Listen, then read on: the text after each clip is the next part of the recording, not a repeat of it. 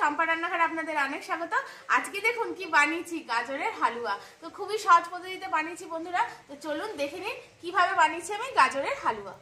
দেখুন বন্ধুরা, এখানে আমি সব জোগাড় করে নিয়ে চলে এসেছি। এখানে দেখুন আমি নিয়ে নিয়েছি গাজর, দুধ, এখানে নিয়েছি খানিকটা সন্দেশ, চিনি, এলাচ, কাজু কিশমিশ আর গুঁড়ো দুধ আর ঘি। ব্যাস এই কটা জিনিস দিয়েই আজকে কিন্তু আমি এই গাজরের হালুয়াটা বানিয়ে নেবো। প্রথমেই এই গাজরগুলো একটা বড় গ্রেটার নিয়ে নেবো। দেখুন আমি এখানে একটা বড় সাইজের গ্রেটার নিয়ে নিয়েছি। প্রথমেই গাজরগুলোকে আমি গ্রেট করে নেবো।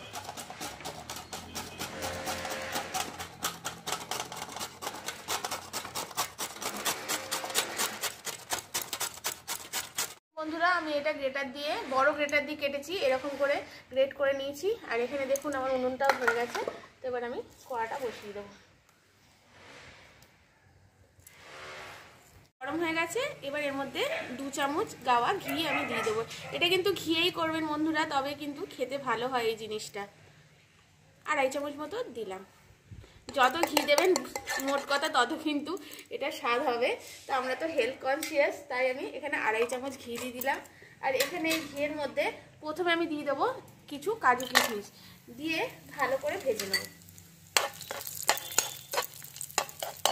দেখুন এটা একটুখানিতেই ভাজা হয়ে গেছে, এবার গাজরগুলো দিয়ে দেবো।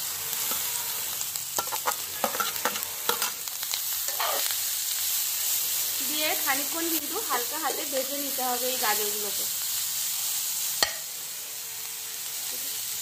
কিন্তু খুব ভালো করে ভেজে নিতে হবে বন্ধুরা, হালকা হাতে, যাতে পুড়ে না যায়। কন্টিনিউ নাড়তে থাকবেন একটু একটু সময় পরেই, তবে কিন্তু এটা টেস্টটা খুব ভালো হবে। 4টে এলাচ নিয়েছি, এই এলাচটাকে এবার এই হামলদিস্তার মধ্যে কুটে নেব।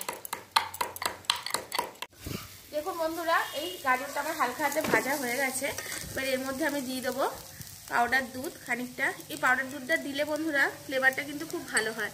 পরিমাণ মতো চিনি, আপনারা যেরকম স্বাদ অনুযায়ী এখানে মিষ্টিটা খাবেন সেরকম দেবেন। আর এখানে আমি বাড়িতে মার্কেট থেকে কিছু সন্দেশ এনে গুঁড়ো করে নিয়েছি। এটা অপশনাল, আপনারা দিতেও পারেন নাও দিতে পারেন, কিন্তু দিলে টেস্টটা খুব ভালো হয়। দিয়ে এবার এটা আরেকটু আমি নেড়ে চেড়ে নেবো। বন্ধুরা এখানে আমি প্রথমে কাজু কিশমিশটা ঘিয়ে ভেজে দিয়ে দিয়েছি। আপনারা যদি চান পরেও কিন্তু ঘিয়ে ভেজে দিতে পারেন, আমি কিন্তু একসাথেই দিয়ে দিয়েছি। আর এখানে দেখুন খানিকটা দুধ নিয়েছি, এই দুধটা কিন্তু জাল দিয়ে অনেকটা ঘন করে নিয়েছি। এবার এটা এর মধ্যে দিয়ে দেবো, দিয়ে এটাকে খুব এবার ভালো করে জাল দেবো, যাতে গাজরটাও বেশ গলে যায় আর এটা একটু বেশ মাখো মাখো মতো হয়ে যায়। বন্ধুরা আমার এটা ফুটে কীরকম ঘনত্বের মধ্যে চলে এসছে, ঠিক এরকম মাখো মাখোই কিন্তু হালুয়াটা হবে।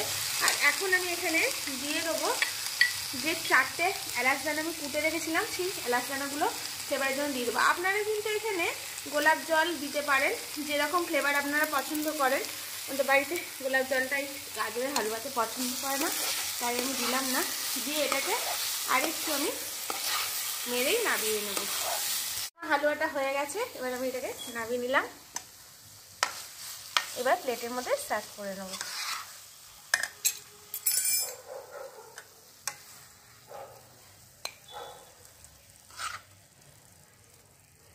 দেখলেন তো বন্ধুরা কত সহজেই আমি গাজরের হালুয়া বানিয়ে ফেললাম। আর এত সুন্দর একটা গন্ধ বেরিয়েছে না বন্ধুরা।